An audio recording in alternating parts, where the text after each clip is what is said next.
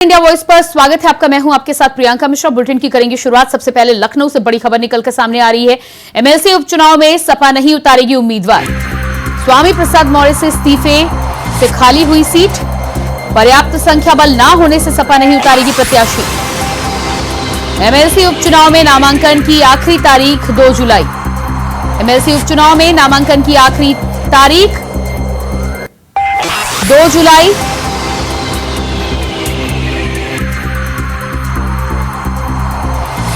MLC उपचुनाव में सपा नहीं उतारेगी उम्मीदवार। स्वामी प्रसाद मौर्य से इस्तीफे से खाली हुई थी सीट।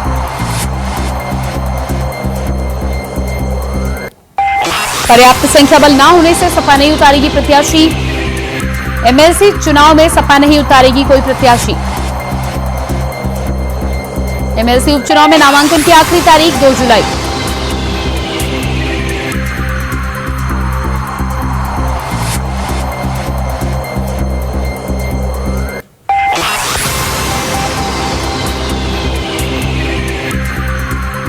एमएलसी उपचुनाव में नामांकन की आखिरी तारीख 2 जुलाई। संख्या बल न होने के चलते समाजवादी पार्टी नहीं उतारेगी प्रत्याशी।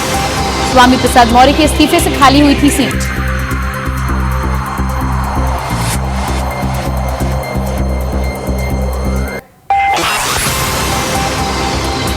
पर्याप्त संख्या बल न होने से समाजवादी पार्टी नहीं उतारेगी प्रत्याशी। तो एमएलसी उपचुनाव को लेकर समाजवादी पार्टी की तरफ से जानकारी निकलकर सामने आ रही है। समाजवादी पार्टी नहीं उतारेगी कोई प्रत्याशी। संख्या बल न होने के चलते लिया गया फैसला। बता दें कि स्वामी प्रसाद मौर्य के इस्तीफे के बाद खाली हुई थी सीट, लेकिन समाजवादी पार्टी के संख्या बल में कमी होने के चलते समाजवादी पार्टी की तरफ से फैसला निकलकर सामने आ रहा है। एमएलसी चुनाव में समाजवादी पार्टी बैठ सकती है मैदान से बाहर।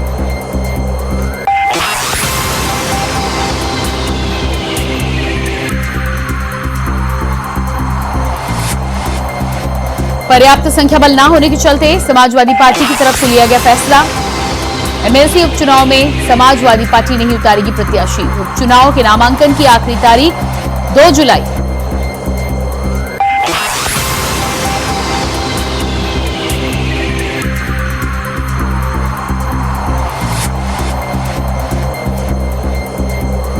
एमएलसी उपचुनाव में समाजवादी पार्टी नहीं उतारेगी कोई प्रत्याशी।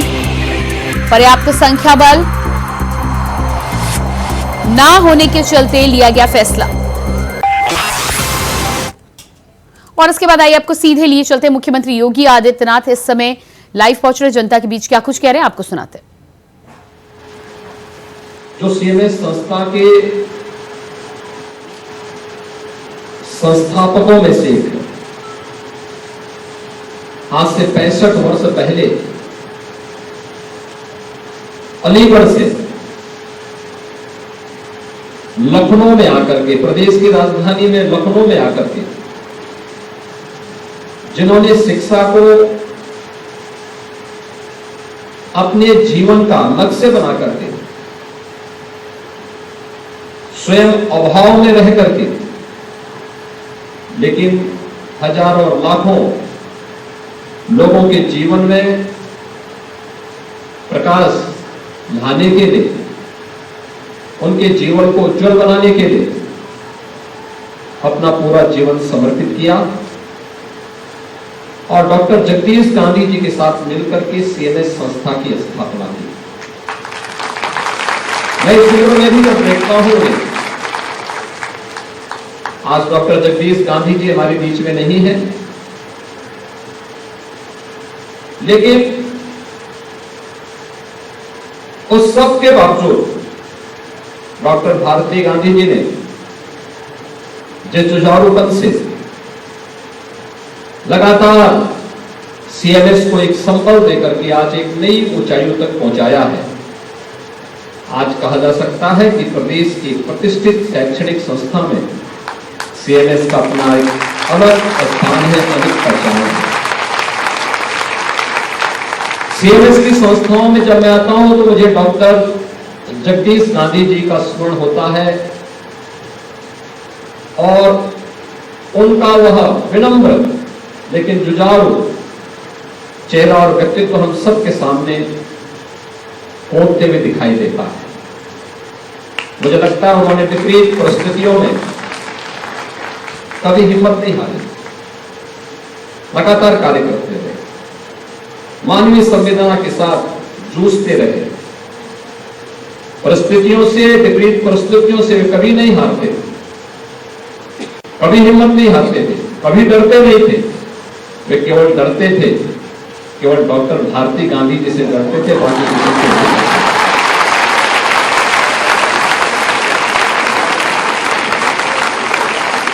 क्योंकि वे जब भी मेरे पास आते थे या हम लोग किसी फंक्शन में मिलते थे,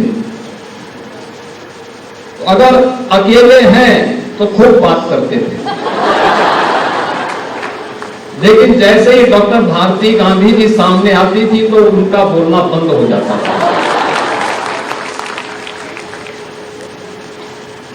और वे बड़ी विनम्रता से कहते थे कि मैं अलग से मिलूंगा। लेकिन आज मुझे प्रसन्नता है कि जिस मजबूती के साथ उनकी स्मृतियों को बनाए रखते हुए सीएमएस संस्था आज कार्य कर रही है, क्योंकि इस कार्यक्रम के तत्काल बाद मुझे उत्तर प्रदेश के हाई स्कूल और इंटरमीडिएट बोर्ड की परीक्षा में, तो यूपी बोर्ड, सीबीएसई या आईसीएसई बोर्ड के अभी हाल ही में संपन्न हुई परीक्षाओं में जिन्होंने मेरिट में स्थान प्राप्त किया, उन सभी छात्रों को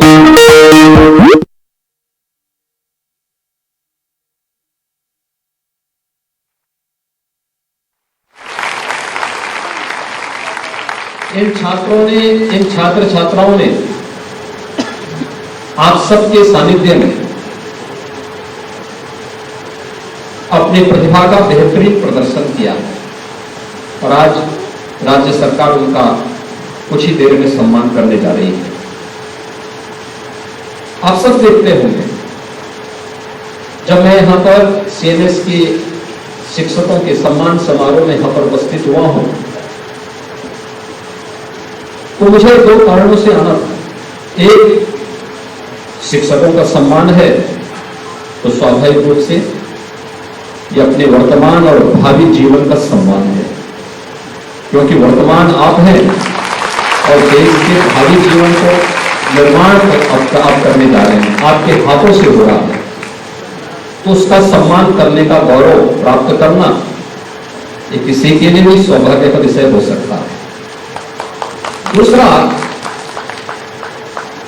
डॉक्टर जगदीश गांधी जी की स्मृति शेष होने के बाद मेरा संस्था में आगमन नहीं हो पाया था, तो मैंने कहा इसी बहाने डॉक्टर जगदीश गांधी जी की स्मृतियों को नमन करते हुए अपनी श्रद्धांजलि भी अर्पित करें।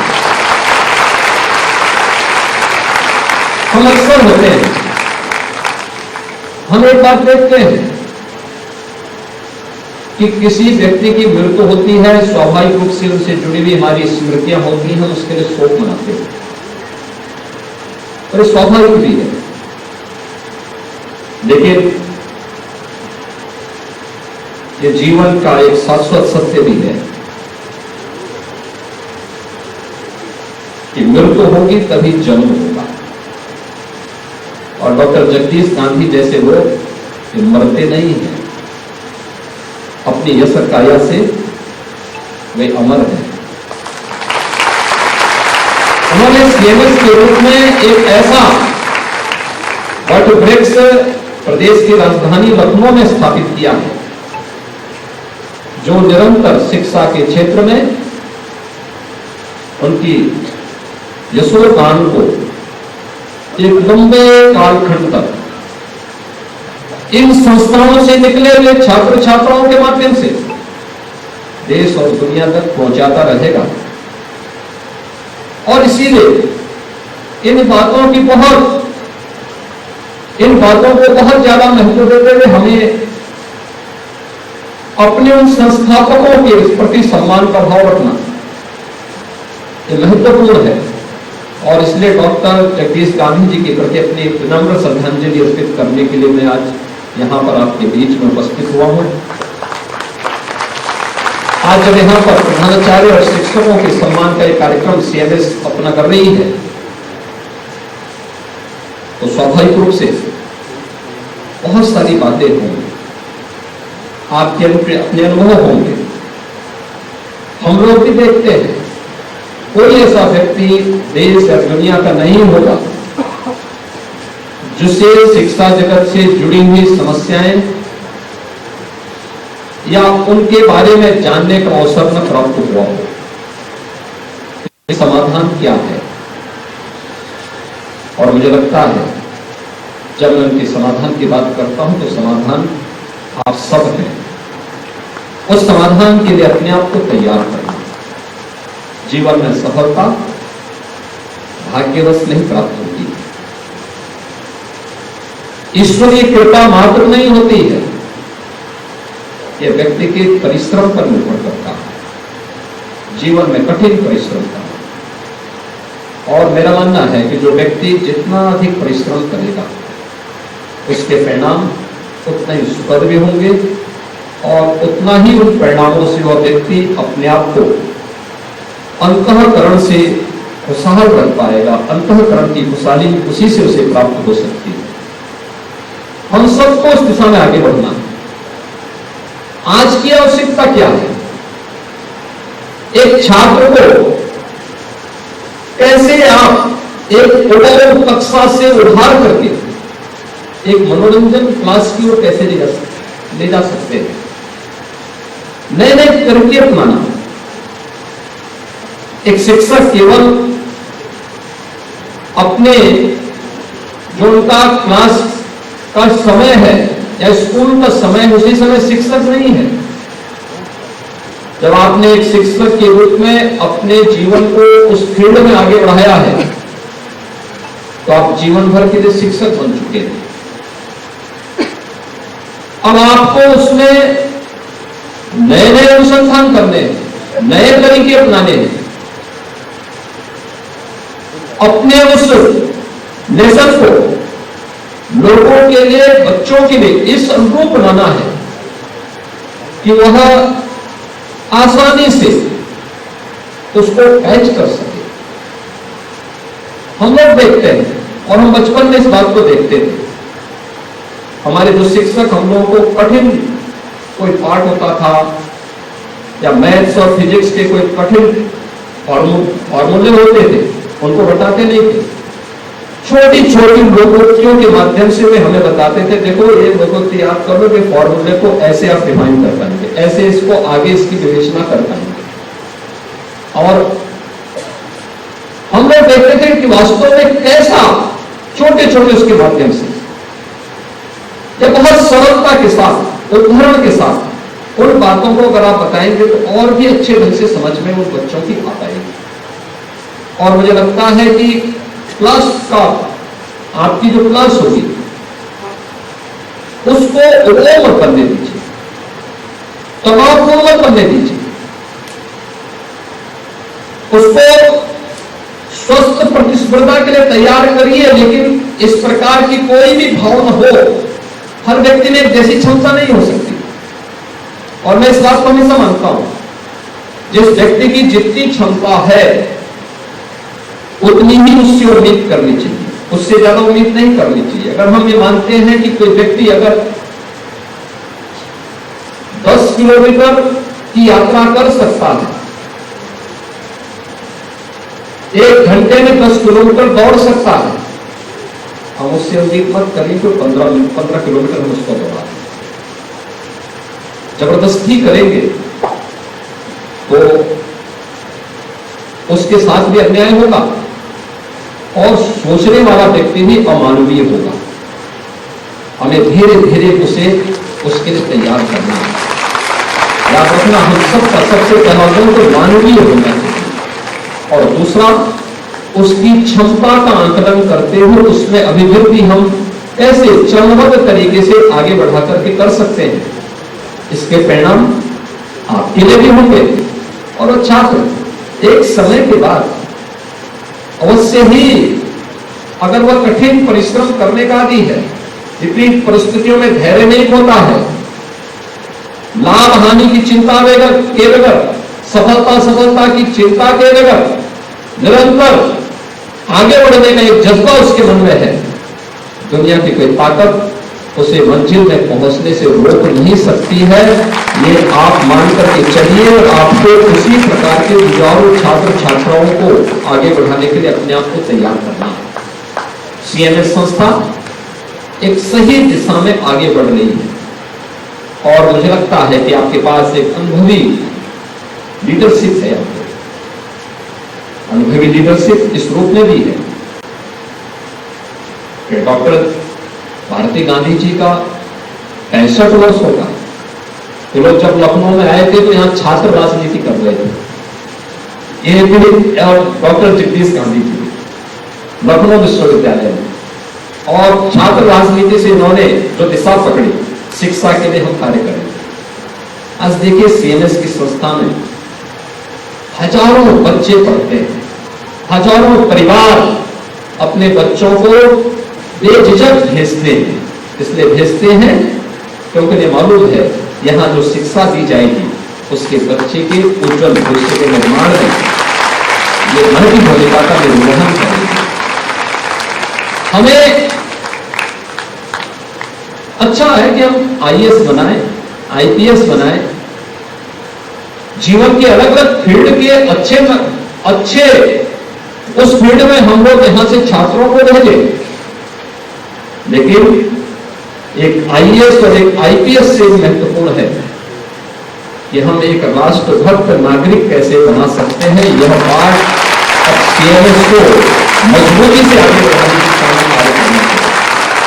एक अच्छा नागरिक अच्छा आईएएस भी हो जाएगा, अच्छा आईपीएस भी हो जाएगा, मानवीय संवेदना से भरपूर एक चिकित्सक भी हो जाएगा, अपने फील्ड का एक दक्ष अभियंता भी हो जाएगा और एक संवेदनशील इंसान बनकर के मानवीय संवेदनाओं को हमेशा अपना मरहम लगाने का काम भी करेगा। और मुझे लगता है वह भी हमारे जीवन का एक हिस्सा होना चाहिए। सीएमएस इस दिशा में आगे निरंतर प्रयास करेगा। सीएमएस की सभी संस्थाओं के प्रति मेरी शुभकामनाएं हैं। मैं आप सभी जितने भी यहाँ पर शिक्षक रहने आए हैं, शिक्षक बंधुगण आए हैं, प्रधानाचार्यगण हैं और सीएमएस प्रबंध समिति के पदाधिकारीगण हैं, इन सब का मैं एक बार फिर से हृदय से अभिनंदन करता हूं। डॉक्टर भारती गांधी जी को, प्रोफेसर गीता गांधी टिंडन जी को और उनकी इस संस्था से जुड़े हुए सभी लोगों को हृदय से धन्यवाद देते हुए विश्वास करता हूं कि जगदीश गांधी जी ने जो बीज रोपा था आज एक विराट वृक्ष बनकर के अपनी छाया हजारों लोगों को प्रदान कर रहा है, लाखों लोगों को प्रदान कर रहा है और यह छाया निरंतर लखनऊ से भी प्रदेश और देश के अलग अलग स्थानों को प्राप्त होगा। आप सबके प्रति मेरी शुभकामनाएं। धन्यवाद। जय हिंद।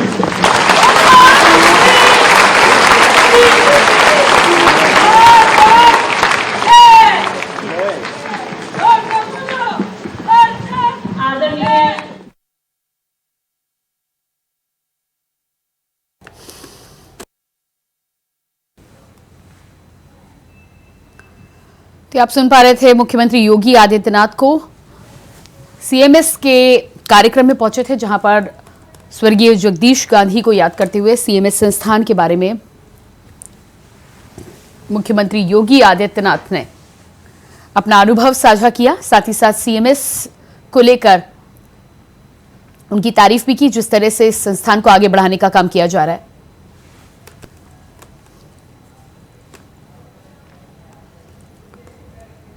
और इसके बाद बात करेंगे अगली खबर को लेकर। लखनऊ से बड़ी खबर सामने आ रही है। एमएलसी उपचुनाव में सपा नहीं उतारेगी उम्मीदवार। स्वामी प्रसाद मौर्य से इस्तीफे से खाली हुई सीट पर्याप्त संख्या बल न होने के चलते समाजवादी पार्टी की तरफ से लिया गया फैसला।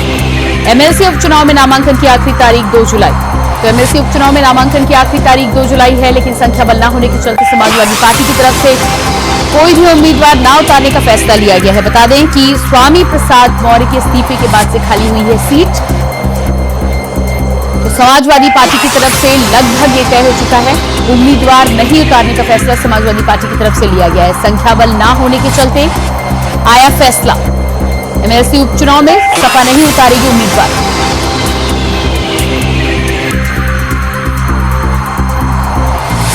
स्वामी प्रसाद मौर्य के इस्तीफे के बाद खाली हुई थी सीट।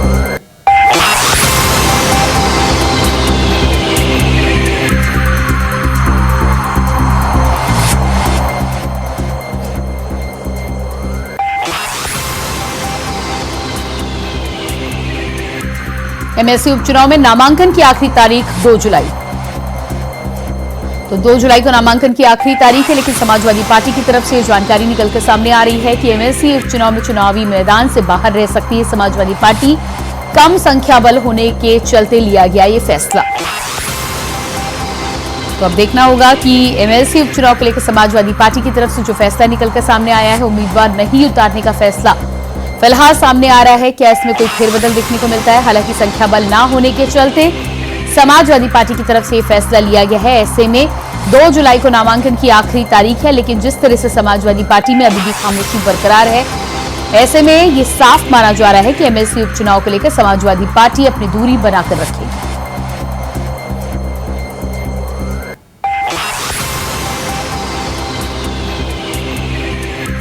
तो 2 जुलाई को नामांकन की आखिरी तारीख।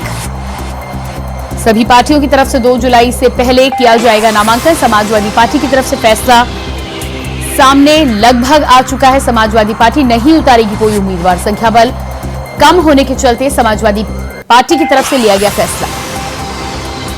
तो एक तरफ उत्तर प्रदेश में 10 विधानसभा की सीटों पर उपचुनाव होने हैं, जिसको लेकर समाजवादी पार्टी और भारतीय जनता पार्टी दोनों ही जोर शोर से तैयारियां कर रही हैं। तो वहीं एमएलसी चुनाव को लेकर समाजवादी पार्टी को अपने कदम पीछे हटाने पड़े हैं। संख्या बल ना होने के चलते लिया गया फैसला।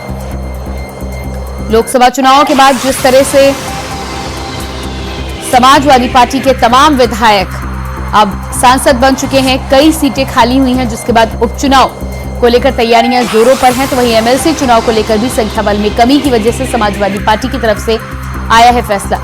और इसी खबर पर हमारे साथ लखनऊ से संवाददाता मोहम्मद आसिफ जुड़ चुके हैं। जी मोहम्मद आसिफ, जिस तरह से समाजवादी पार्टी की तरफ से फैसला लगभग सामने आ चुका है कि एमएलसी चुनाव में कोई उम्मीदवार समाजवादी पार्टी की तरफ से नहीं होगा।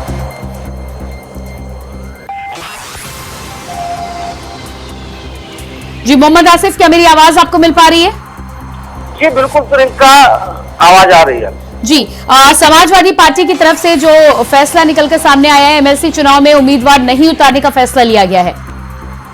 जी बिल्कुल प्रियंका, बता दूं कि जिस तरह से अगर संख्या बल देखा जाए तो संख्या बल बीजेपी का काफी मजबूत है।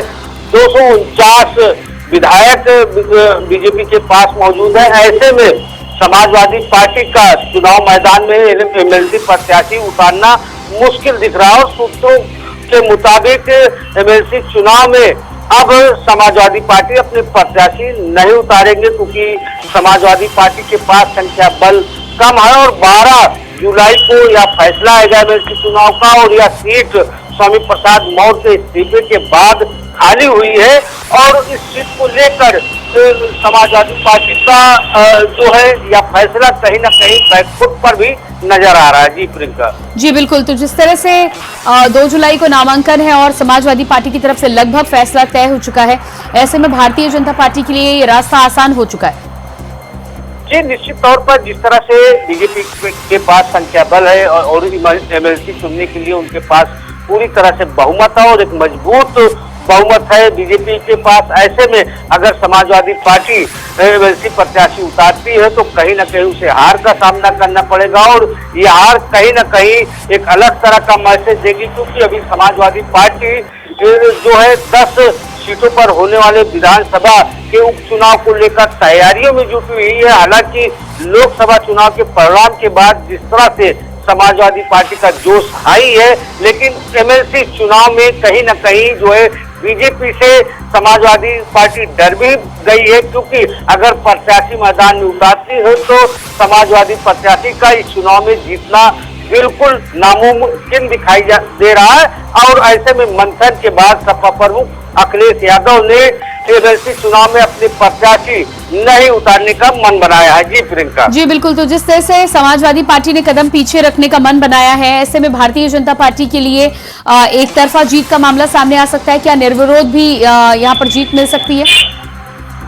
जी बिल्कुल, जिस तरह से यूपी में बीजेपी की ताकत से अगर एमएलसी चुनाव को देखें तो कहीं न कहीं समाजवादी पार्टी डरी भी हुई है और जो संख्या बल के मामला रहा है, अब समाजवादी पार्टी यदि प्रत्याशी नहीं उतारेगी तो बता दें प्रियंका की बीजेपी के सामने कड़ी टक्कर देने के लिए समाजवादी पार्टी ही है और ऐसे में अगर समाजवादी पार्टी का प्रत्याशी नहीं उतारता है तो कहीं न कहीं बीजेपी प्रत्याशी को वॉकओवर मिलेगा और बीजेपी जो है बीजेपी का जो प्रत्याशी है वह निर्विरोध ही चुना जाएगा। जी प्रियंका। जी बिल्कुल, तो इस पूरे मामले में जिस तरह से एमएलसी चुनाव को लेकर भारतीय जनता पार्टी का रास्ता साफ है, समाजवादी पार्टी ने कदम पीछे हटाने की बात कही, लेकिन उपचुनाव को लेकर समाजवादी पार्टी और भारतीय जनता पार्टी दोनों ही जोरों शोरों से तैयारियों पर लगे हों। उपचुनाव को लेकर क्या कुछ स्थिति बनती हुई नजर आ रही है, क्योंकि दबदबा अगर उत्तर प्रदेश में देखा जाए तो समाजवादी पार्टी ने लोकसभा चुनाव के बाद कायम किया है।